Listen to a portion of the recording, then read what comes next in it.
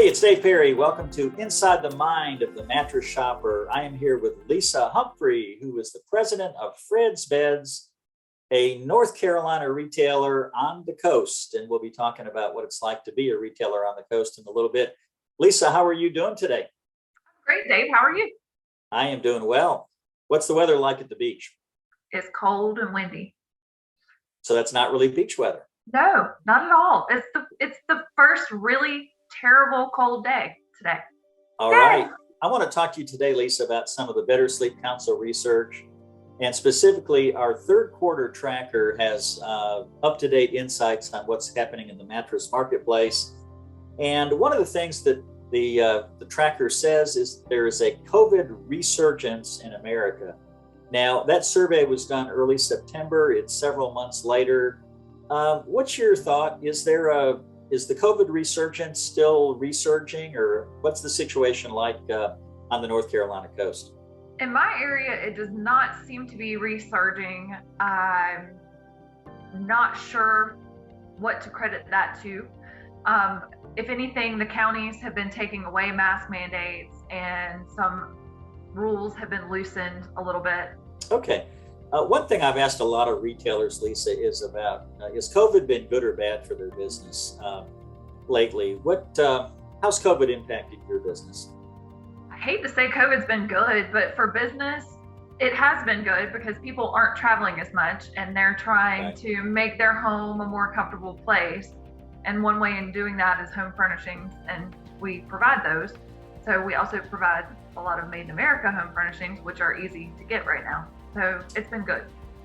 So there you're referencing the supply chain, which is a challenge for imported products. So you've got an advantage to have domestically made products these days. So good for you on that. In terms of overall business these days, what kind of year are you having? It's been busy.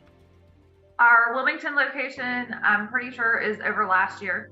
And our Southport location is over last year as well. Okay. Also want to ask you, Lisa, about better sleep. One of the things that the third quarter tracker found is that more consumers now say they are getting a good or very good night's sleep.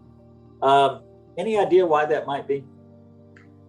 All I can think is that many people are happier working from home. Their jobs have changed. They've left jobs that they were miserable at. It has to be workforce related in some way, shape, or form if everybody's sleeping better. Maybe some people have retired. That's all I've got for it, really. Do you think consumers sleep better at the beach? I mean, there's kind of this view out there that some of the best sleep you ever have is when you go to the beach. Do you think that's true? Absolutely. I sleep better when I'm at the beach. Lisa, I also want to ask you about online versus brick and mortar sales. The BSC research shows that brick and mortar sales have now surpassed online sales. Does that seem right to you, or what's your thought on that? Yes, that seems correct to me. Brick and mortar in my line of business is all we've ever done. We've done a little bit of online sales with universities when we were in Raleigh. Okay. But you have to have an online web presence. You can't not have any web presence whatsoever. You have to have your Google landing page. You have to have your Facebook pages. You have to have links on your website to your products. You don't necessarily have to have everything priced on your web page, but people do have to be able to access you online, especially during off hours when you aren't in the store. You know, I think that's interesting because there's probably a thought that you just have to be selling online to be successful. And I think it's interesting you're making the case that you really don't have to. But again, critically, you do have to have an online presence. We know a lot of mattress research and education occurs online. Finally, Lisa, and I appreciate your time on this terrible day for beach weather. I wanted to ask you about the importance of Better Sleep Council research to you as a retailer. You're one of the few retailers to be on the Better Sleep Council over the years. Why is Better Sleep Council research important to you?